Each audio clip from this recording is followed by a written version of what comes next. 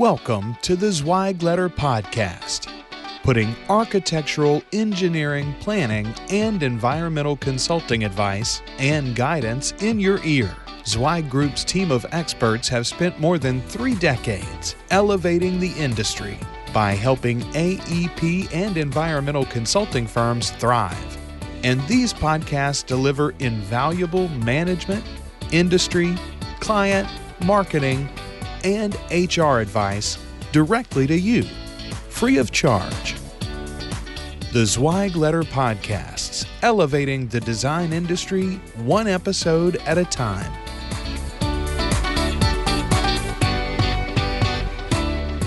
Hey folks, and welcome back to another episode of the Zweig Letter podcast. I'm your host, Randy Wilburn. I'm excited to be with you today. As always, I've got a great episode for you. I have Scott Erricson from E2 Engineers with us today. And Scott is somebody that I connected with through Chad Kleinens, the CEO and president of Zweig Group. And Chad thought it would be great to have Scott on to, talk about some of the opportunities and challenges that smaller design firms face in the era of consolidation, in the era of just, there's a lot of companies out there, and there's a lot of interesting things happening in the design industry space. And this is in the design industry space. And so I thought it would be interesting to have Scott on and to talk about kind of some of his experiences, starting up and growing a smaller design firm. He's based up in the Connecticut marketplace. He serves Connecticut, Massachusetts, I believe Rhode Island, and a few of the other New England states and beyond. And he's doing some really interesting work up there. And so without further ado, I want to welcome Scott Ericson to the Zweig Letter podcast. Scott, how are you doing today? Good. Good morning. Thank you for having me. Absolutely. Absolutely. Well, man, listen, I know we had a chance to speak a little bit about this when I think maybe last month we talked a little bit about it. But for those, I know I gave you a little bit of a preview, but for those that don't know you or know anything about E2, would you just give us your superhero origin story into the engineering space, and then we'll kind of carry the conversation from there? Sure.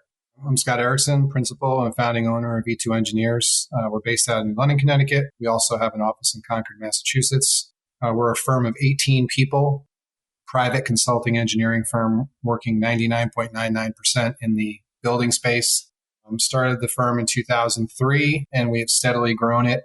Took on a partner in 2010, Chad Vogt. And then in 2021, we elevated 3 people to associate principal, Kate, Jeff, and Mac. And we've steadily grown. But we have seen a dynamic shift since post-COVID. It started during COVID, and it's continued after COVID, where there is an absolute all-out war on talent. And the smaller firms such as ourselves, I don't want to say we're getting marginalized and acquiring that talent, but we're getting marginalized trying to acquire that talent and to hold on to it. We've had instances where we've had interns with us for a couple summers. We hire them full-time. We coach them up and get them to somewhere where they're starting to really be productive for us and get some traction in the engineering world. And then a large national firm offers them way more than we can afford to pay them, above and beyond the market space value. And we lose them. And this has happened to us a couple times now. And for an 18-person firm to go through that, it's a challenge. The other thing we're seeing around us is the mergers and acquisitions. We've had 2 of our competitors recently in the last couple of years be acquired by larger firms. We've been approached by larger firms ourselves. And, we're trying to resist that. We're trying to actually grow via acquisitions. But again, that's really, really a struggle for a firm our size, given the war chest of some of these other companies who can come in and grab firms a little bit smaller than us, but they can go in and readily grab those firms more easily than we can. Yeah. I mean, the way you share this, it's almost as if it's a fait accompli, right? It's like this is like the inevitability of this industry, but I don't know that I necessarily believe that. I mean, consolidation happens in a lot of different verticals and a lot of different markets.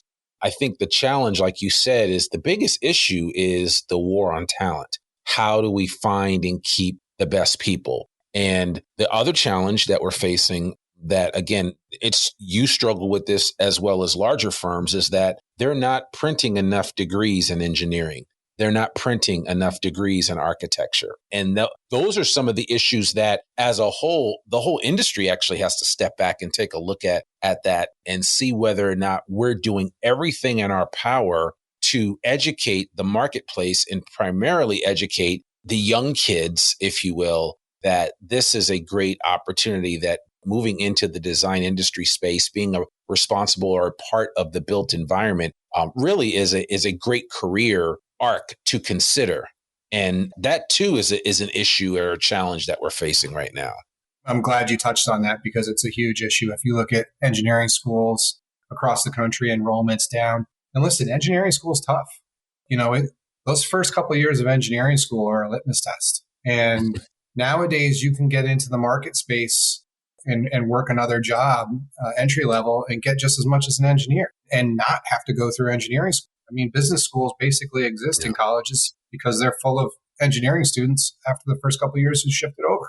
So you're absolutely right. We are not stressing STEM enough. Math, science, technology, we're not stressing it enough at the grassroots level, which is your junior high and your high schools, and getting them interested in engineering, architecture, building. They don't have to come work for an engineering firm like mine, but I'd like to see them go work for a contractor, go work for an architect, or go work for an MEP engineer or something like that, let alone the trades. I don't even want to go into there. But, you hit the nail on the head. The engineering schools are looking for talent in themselves. And, it's a struggle across the board to fill that void. Yeah. I mean, again, like I said, I don't know that there's any specifically right answer as far as that's concerned. I'd be curious to know, based on what you just shared around some of the talent that you've lost to bigger firms, do you keep in touch with any of those people by any chance? Do you just kind of leave the light on for them, if you will, in terms of possibilities of returning? Because sometimes, and here's the thing, and Scott, this, I mean, we both have a little gray hair in our heads. So we understand that it's not, the grass is not always greener on the other side of the block. And sometimes it perceives to be green, but then once you actually get up close and personal, it loses its luster and its shine. I'd be curious to know what type of interactions you might have with some of those that you've lost, because this is something that I constantly tell other firms, that even if you lose somebody to a competitor or just for whatever reason, just stay in touch with them. Keep the lines of communication open, because in this day and age of technology and what allows us to work wherever we are, there's always a possibility of, as I like to think of, a boomerang employee coming back to the nest, if you will. And so I'd be curious to know what some of your interactions have been like from that perspective, because I get it that some people are like, oh, if you leave me, you're dead to me. And I'm like, I don't think that's the best route to take. Yeah. It's interesting you bring that up. We had, and a little tie-in to Zweig here, we had an engineer leave us at the beginning of summer last year, senior engineer, great worker, great for the office culture, was a horse of an engineer. Whatever you gave him, he just did it, did it well. And he got an offer from a firm and thought, let me go see if the grass is greener on the other side. And I'm at the Zweig event, the AEC Elevate, and my phone rings. I look down and it's him. And I pick it up and I said, hey, you ready to come back? He goes, well, actually, I might. So we always kept the lines of communication open. I don't think we've had many engineers leave here burning a bridge. I mean, some people handle it better than others. But, we've had even the engineers who worked here in the past. There's a reason why we were rated the number one structural engineering firm in the country overall and for our size. Is we believe 1,000% we invest 1,000% in our people. And it's very, very important to us, our office culture. So even the people who have left, they were good people, good engineers. Some of them were great engineers. And it just, the dynamics of a small firm don't fit everyone. And some people did want to see if the grass was greener. And it's funny, some of those people have bounced around quite a bit since they left me too. Yeah. And, that's just a sign of the times, I think.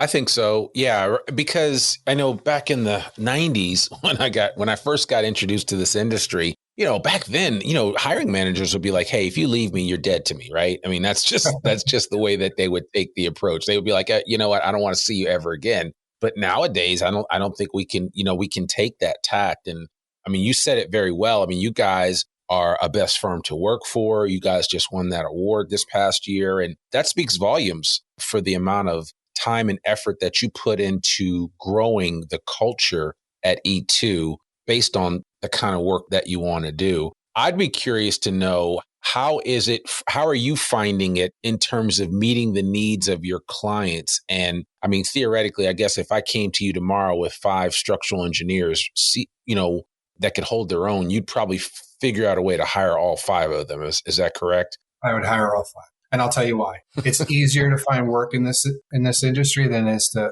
find employees. And I've always had that mindset. And E2's always had that mindset.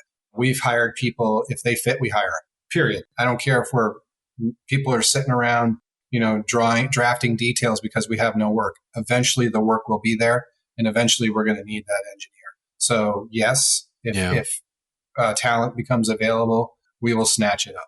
And I think the other thing that's changed in this industry as well, and kind of learned this lesson a little bit last week, is you got to act quick. There's these engineers, this talent that's out there are getting multiple offers. And, the time is of the essence. You got to strike quick.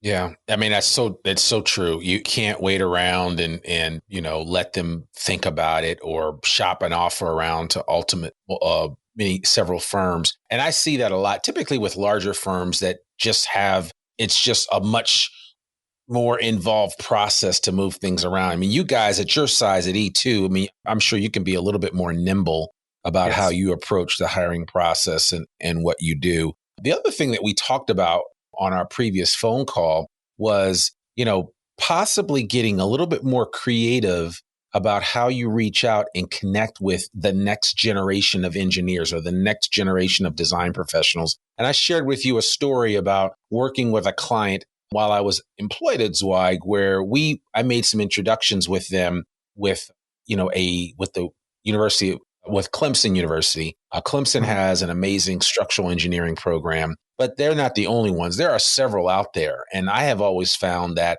a lot of times, if you insert whatever expertise your firm offers, think about the fact that there are probably 4 or 5 universities that produce that kind of talent, that have that kind of, they do that kind of studying and rigor and skill in those specific areas of expertise within the design industry. And, you need to know what those schools are. You should know the professors at some of those schools to start connecting with the next generation of talent that's coming out of there. And it's kind of like, I don't know, Google recruiting the top tech folks out of MIT or the top tech folks out of Cal Poly or someplace like that. You have to be a little bit more creative, and it sounds like a lot of work, and it might be, but I mean, you kind of have to go where the opportunities exist, as opposed to hoping that these folks just end up at your doorstep with their hand raised saying, hey, I'm looking, and pick me, coach, right, and put me in. I think you're absolutely right. You can't sit around and wait. We're going to have to become more proactive, and we've started that already. Our Concord office is positioned pretty well, just outside of Boston, and there's a handful of engineering schools to draw upon from there. And we have a relationship with 2 schools up there that, feed us resumes, and, we go through their process. And we're doing the same thing here in Connecticut. There's a few engineering schools in Connecticut that are good, and we're trying to foster those relationships as well. But I think you're right. Our intern program is really, really key. So like I said before, when we lose people that came through the intern program, it's even a little bit more of a shock to the system because, they've been with you for a little bit longer, even though their resume says they've only been working with you for 2 years. Well, they've really been there for 4. They've been there for, right, 2 summers. A lot of our interns come back during Christmas break to earn a little cash. So even during that 1 month, if they're local, we offer it to them like, hey, come on in. We're running a skeleton staff during that month anyway. We could always use a body to Revit work or, whatever. And so you're absolutely right. The industry as a whole has to get more involved with the high school level and the college level, especially the smaller firms. The smaller firms, have got to start positioning themselves within these institutions so that you can develop a steady stream of engineering candidates. And you got to realize you're going to lose some of those candidates because we've seen it now, right? We've seen that you're going to bring them in, you're going to coach them up, and then you're going to lose some. There's going to be that attrition. It's just the way the world is. The days of me when I got out of college and staying with a firm for 5 years and then 6 years, and then, but those are gone. They're told on the internet, the only way you make money is to change jobs. Recruiters are telling them the same thing. Yeah. So that's just a fact of life that we're dealing with now. And it affects culture. It affects your production. It affects your bottom line. So the sooner you can dial that all in and deal with those, intricacies of the business now, better off you're going to be. Yeah, absolutely.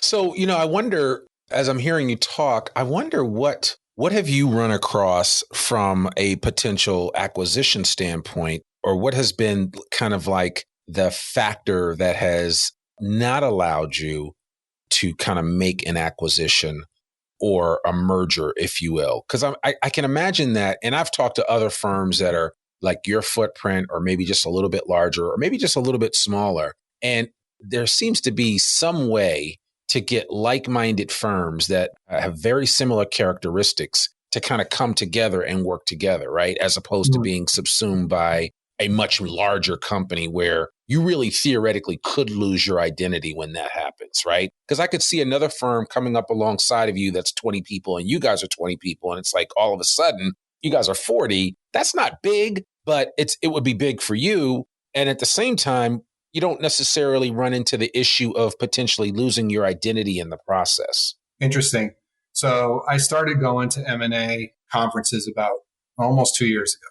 And I think I was at my first one for 5 minutes. I was like, we got to do this. This is the way to grow. We've tried organically and it's just not working. We're losing people faster than we can get them in the door. And so, we engaged Zweig and we did some kicking of the tires and looked at possibilities. And then internally, we kind of took a step back and said, okay, we do feel like this is the way for us to grow in the future, but we need to do X, Y, Z to get ready for that. And we are doing that now. We are in the process of, stacking up a war chest, having some extra cash on hand than we normally would for something like that. And then I think we'll dip our feet back into the cycle and see what's available. I think we're definitely looking outside the Northeast corridor. It would be something, in the South or in the Midwest or in the, mountain regions, all the areas that obviously are growing faster than the Northeast, and also have a plethora of talent. The talent is leaving the Northeast for these locales. So I definitely think it's something that we're going to do and we need to do, but we need to take some steps internally before we can do it. Yeah. And I would imagine too, though, as you're kind of on dual channels of working this angle, you still have to serve the needs of your current clients, right? And that's always a real, not a challenge, but you always want to continue to remain as relevant and as viable with your client. Do you find that it's easier for you to serve the needs of your clients given your size versus a much larger firm that sometimes things can get lost in translation just because you're dealing with so many different levels and layers? It's interesting. A lot of the architects we work for, that's the primary client base for us as architects, are like size. Some are smaller, but some are larger. And most of those larger architectural firms don't normally work with larger structural engineering firms than us. We're one of the larger structural engineering firms in Connecticut, believe it or not. And so we typically work with clients our size or a little bit larger. As far as whether or not we serve better than larger firms, I really can't speak on that. I never worked at a large firm. I've always worked at small size firms. But I do think there's a level of, I don't want to say intimacy, but I think the personal relationships between, a smaller firm like us and a like-minded firm or like-sized firm on the architecture side or MEP side, because we do work with them quite a bit, you develop those relationships and it's easy. I'm going to send this RFP to Scott and get a price from him and we'll use that. I don't know if that normally happens on the larger side. It could, it should, but I can't speak to that. I only know this side of the arena. Yeah. Well, yeah. Again, I've heard from different ones, and, I think there are opportunities that exist there on both sides of the coin. I just think that when you think about a smaller firm and just there's not as many layers of bureaucracy. There's not as many people to have to go through to get something done. Sometimes it just lends itself to smaller entities having a much better time getting something accomplished in a quick time frame too, right? Because a lot of times clients, whenever they come to you with a plan, they want it tomorrow. And it's like, well, how do you deliver that quickly? So, and can you get up to speed and give the client what they want? We're constantly, what is it? Are there juggling internally? Our workload is constantly juggled internally. It's, we'll have a deadline over here of a large school, on Friday, and we'll be like, okay, so what's so-and-so working on over here, and when's his deadline? Oh, it's not for 2 weeks. All right, let's pull him off for a couple of days, have him help out for this deadline. Mm-hmm. And then that person will help him out when it's time for their deadline. And I do think being small like that is more advantageous because it allows you, like you said earlier, to be nimble and to, shift the dynamics around the office rather quickly and say, okay, you're working with him for a couple of days. You guys got to get this accomplished. And they do, and the person who is looking for help is like, thank you. And the person who is helping knows that they're going to get help down the road. So they're like, okay, thank you. So yeah, in that regard, I definitely think smaller firms have an advantage where, there's not go to him and see if it's okay. They shoot us a message on Slack, say they need help, and within 15 minutes we arrange help and it's done. Yeah, no, absolutely. I mean, and that gives a whole new meaning to resource allocation. So it definitely does help. Are you doing anything right now? Are you using any tools that you have found to be truly a game changer? You mentioned Slack, and I know there's all kinds of stuff out there, and AI is actually playing a role in how we do some things. I'd be curious to know if you have incorporated that in any way, shape, or form, or have found that to be a benefit for your overall workflow at E2. So I am attending a symposium in Atlanta that's going to have some AI portion to it, as well as the small business. That's a shameless plug, but we appreciate it. And it's going to have some small business roundtables and whatnot. I'm interested to learn what AI can do for us. I hear a lot of talk about how AI is really geared towards helping smaller firms who take advantage of AI could really leverage the power of AI faster than a larger firm. And I'm interested to hear how that works. You hear a lot of talk about how AI is going to make your life better. Show me. You know what I mean? I need someone to just show me how it's going to do so. And we're always willing to try. We were one of the first firms to hop on Revit, and it changed us. Us hopping on Revit early, several years before some of our competitors, literally opened our doors to projects that we never had access to before. So, and it was because we were doing Revit. So same thing with AI. If there's something out there that we can leverage and gives us a competitive advantage, makes our lives a little bit easier, and allows us to manage the business more seamlessly, yes, sign me up. Yeah. No, I think it's definitely going to be a game changer for a lot of people. And I mean, we're already seeing a ton of different applications. I suspect that event that you're attending in Atlanta in May is going to be not so much. Well, yeah, I think it will be an eye opener. I think from a best practice standpoint, when you hear what some of the other companies are out there doing, some of your peer firms are doing with AI, you're going to want to figure out how you can adopt that into your current workflow. Because I think it will save a lot of time. And, and I always think of just simple stuff like, RFPs and answering those. And, what's the best RFP that you've answered in the last 2 years? Well, here's the model of what that looks like. So then you teach AI that as you're creating a new one, I want you to take elements of this and utilize it in this RFP that we're doing. And then you explain it to it. And, it creates a pretty reasonable facsimile of what you need or what you're looking for. And then whoever typically spends 15 to 20 hours on this RFP now is spending 5. And then that resource can be utilized in a different way. And that, to me, those are the little ways. And there are others, of course, but those are, to me, are some of the small ways that you can reallocate. And especially if a firm your size, when you can take 10 to 15 hours of time off of somebody's plate and transfer it to just 5, that's a win-win in my book. I agree. I definitely think on the clerical side, some of the stuff that we do, the mundane stuff that we do, which is mostly what I do nowadays, which is RFPs, proposals. And, I still review all the projects that I do, but for the most part, that's the world I'm in now. It's sales and managing clients. And yes, it would be great to not keep doing the cut and paste and doing all that stuff that you do for all these submissions. So yes. The other thing I'm interested to see happen is, what does Autodesk do with AI? So there was this whole thing about Revit, how it's going to make lives easier for architects and engineers. Never did. I mean, yeah, building coordination is way better. I give you that. But, it's not like they're spending less time doing it than they were in CAD. They're probably spending more time because, you have certain levels of development you need to achieve on these Revit models. It'd be great to see AI somehow integrated into Revit to take out some of the mundane tasks that even people who are doing their own Revit models do, on a daily basis. Typical details, sections, annotation, stuff like that. It'd be great for it to truly, truly be something smart where, if you put something in, you model it, it annotates it, everything. It does everything for you. You don't have to manipulate it whatsoever. So I'm hoping someday that something like that happens, because I'd like to get engineers back to doing what they like to do, which is designing buildings instead of trying to manipulate a 3D model. Yeah.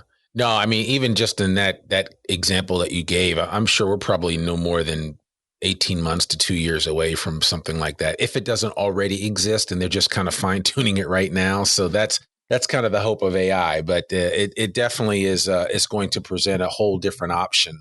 And honestly, that's going to probably allow you to take on more work than you normally could, just because you have the ability to do so. Mm-hmm. Yeah, I think most people who work at small engineering firms like ours are designers. They like to design. I know all the engineers that we have really, really take their designing. That's the most sacred part of what they do. And I'd like to get engineers back to designing instead of, manipulating a 3D model to make sure it's perfect for the architect, perfect for the mechanical engineer. Oh, by the way, perfect for the contractor who is now manipulating it for their needs and purposes. So yeah, hopefully that comes to fruition. Yeah. So tell me this, and I'd be curious to know, we didn't bring this up, but have you ended up hiring anybody that's working remote for you, or are you in a position, if someone were to come up and say, yeah, I want to work with you, but I'm taking care of my mom or dad, or they're getting up in age and I can't move from South Jersey, but I want to work with you, and they're a talented structural engineer. Is that something that you're willing to take on? Are you in a position to bring on somebody with that skill set and ability, even if they are working remotely? Because I think a lot of people are still, what is it? The back to work movement has started, right? And everybody's like, hey, let's get back to the office. Let's all see each other, be kneecap to kneecap again.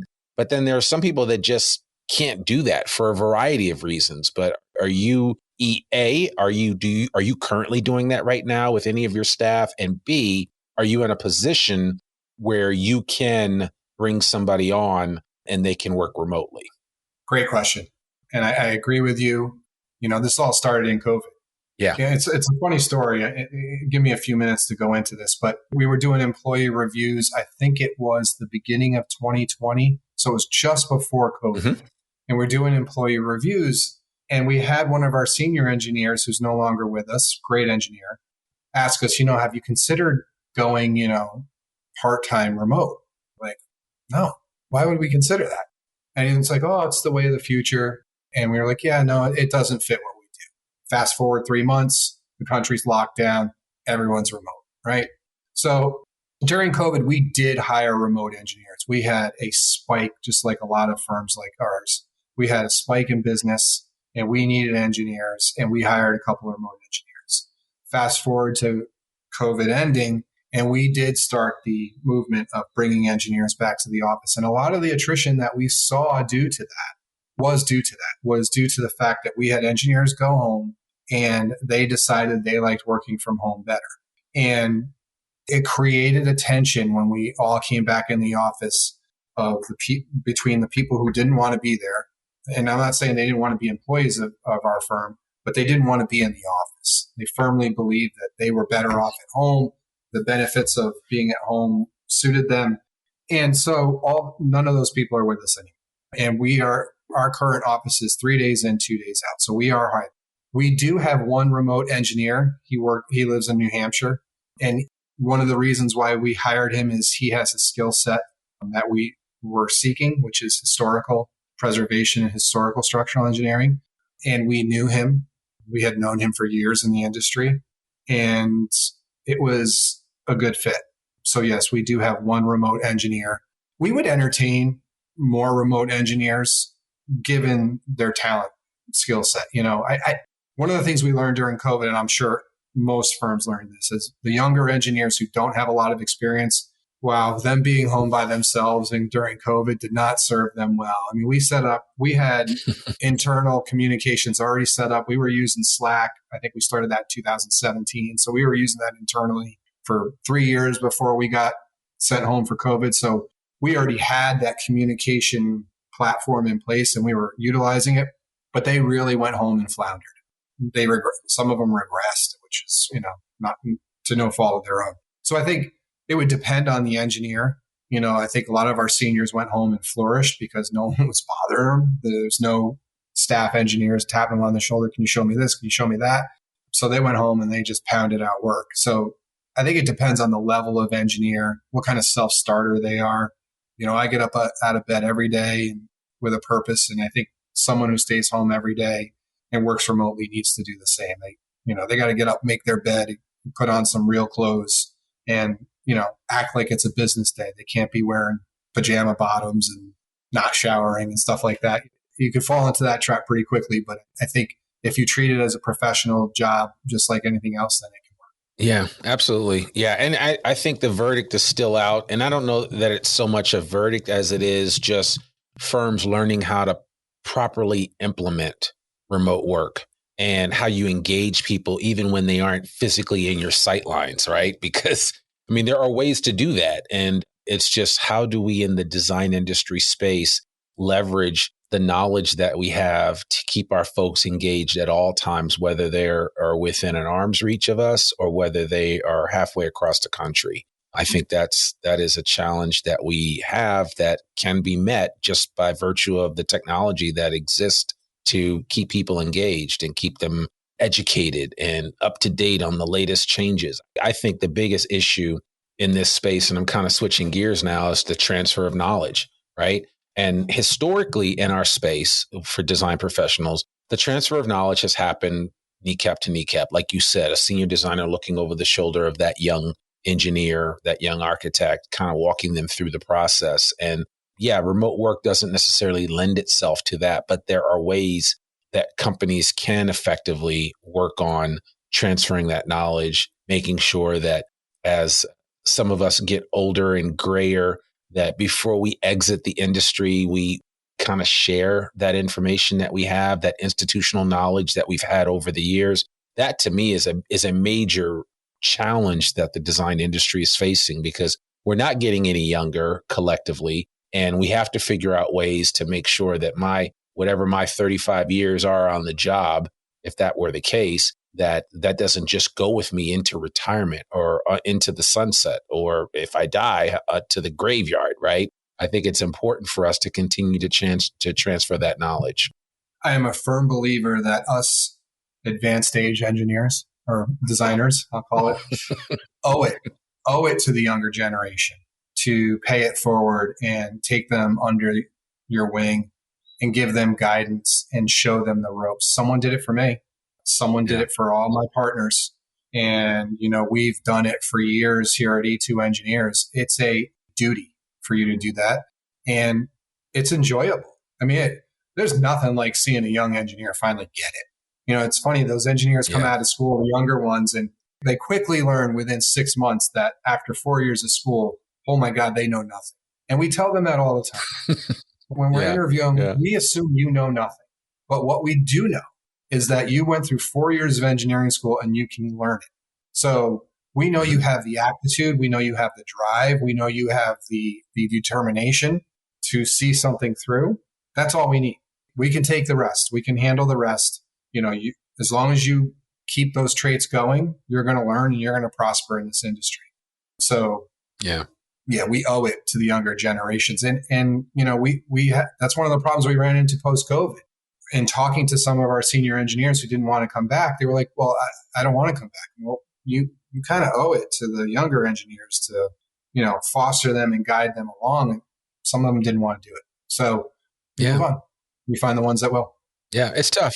I think, my thing is, too, you almost have to model that, right? With the older design professionals, if they model that, then the younger ones kind of see that and they see the benefit of it. Plus, I think, when you learn something and you effectively, the best way to know that you know it is to teach it.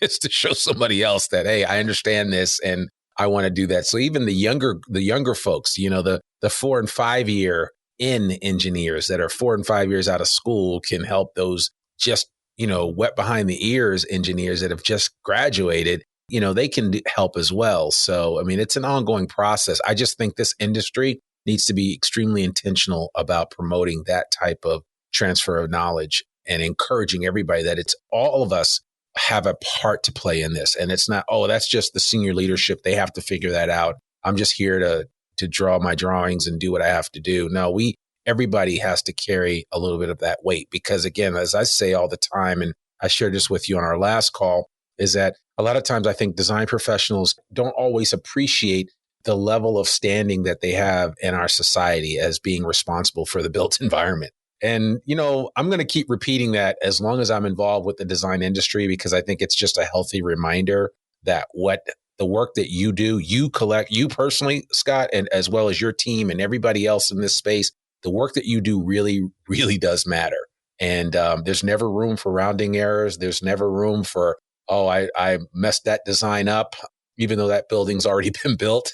These are things that you never want to hear out of an engineer's mouth or an architect's mouth for that matter. So, I say all that to say is that, I recognize that the stakes are high, but you guys are responsible for the built environment. And, you have a heavy mantle on you. And I certainly want to do everything I can to help this industry continue to succeed because it speaks to how we grow as a society. Well, I appreciate you bringing our struggle to the forefront and what we go through every day.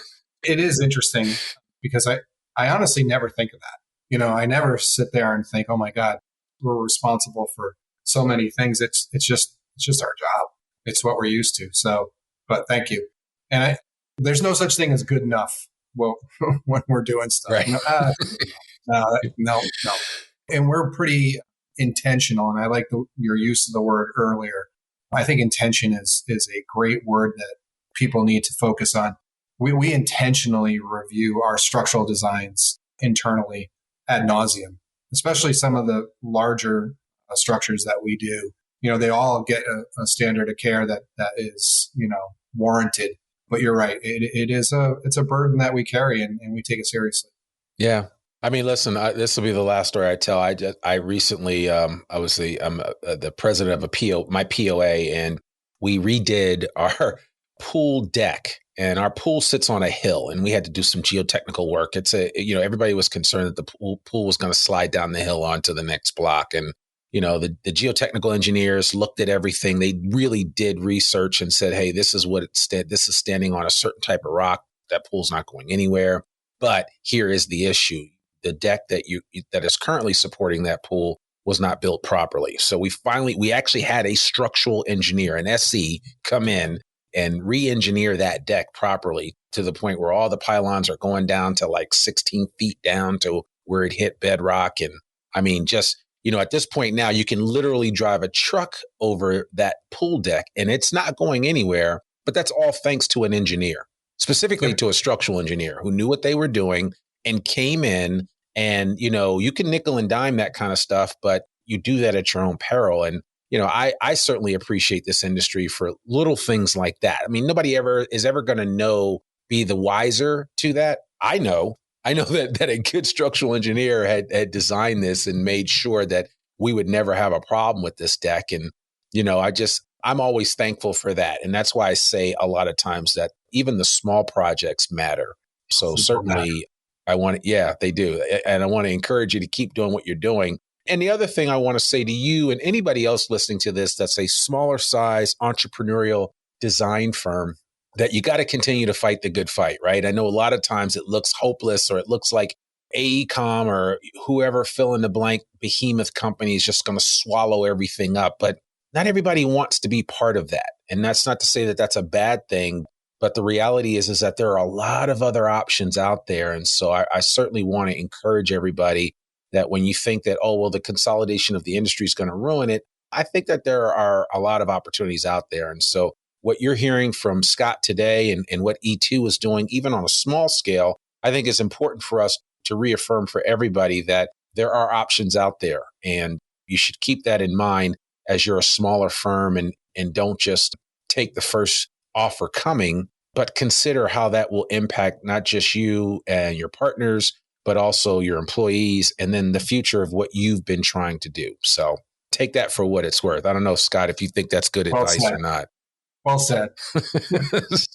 Yeah. Well, thank you. Well, listen, if anybody wants to reach out to you to connect with you in any way, shape, or form, be it a young engineer that's heard this and is focusing on structural engineering and maybe is going to hang their hat up in New England, wants to come work with you guys, or just somebody that's kind of in the same boat that you're in as a peer owner, what's the best way for them to contact you? I'd have them send an email to our info at E2 Engineers. Okay. Email address. So right. info at E2, E the number 2 engineers.com. Yep. Perfect. I'll do that. And I'll put all of your contact information in the show notes. So that way people can to reach out, connect with you on LinkedIn and connect with E2 on LinkedIn and all the other platforms that you guys are on. So we'll certainly do that and make sure that anybody that has questions about what you're doing, they'll be more than happy to reach out. So I certainly want to encourage anybody listening to this to consider doing that, and in any way that you can support Scott and his efforts. And also I want to just say a shout out because Scott took the time to become a best firm to work for, which speaks volumes. That does help in the recruitment process. And that's a program that Zweig Group offers through several of its programs that are all part of the Elevate AEC program, which also includes the Hot Firm Award winners. And so to be a best firm to work for, like Scott's, it's not, you just need to kind of share what you guys have been doing. And it's a good way for you to do an intake and a survey with your team, because even if you don't get that award right away, you can aspire to, understand what you need to do to get your company to that place where everybody feels like this is the best place in life to work. So I really want to encourage you to look into the Best Firm to Work For award. I think it's not too late at the time of recording this to apply for 2024, but you can always go to zweiggroup.com to get some additional information on the Best Firm to Work For program. In the same way that Scott and his team took advantage of it, you guys can take advantage of it as well. So take that for what it's worth and try it out.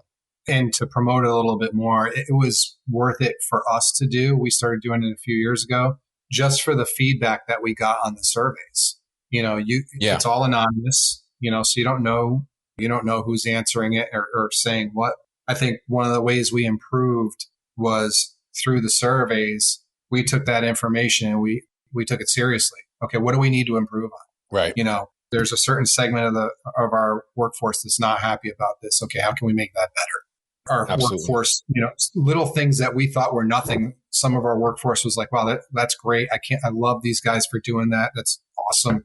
Great. We'll keep that. We can never scrap that. So I would definitely encourage all firms, if you want really good optics on what your firm is and isn't, do one of these surveys, because it tells you right up front what you're good at and what you're not good at. Yeah, absolutely. Well, I appreciate that. And yeah, that is a great example of why you should consider going through that. Because again, you only get what you inspect, and you can inspect your organization by doing a really quality survey to really find out where your people are. And certainly if it's the type of survey where they recognize that, you're not holding any one individual accountable for that survey. So it's a blind survey. It's anonymous. You can take it and it really will benefit you. It'll benefit your workplace in the long run. So I encourage everyone that's listening to this to consider it.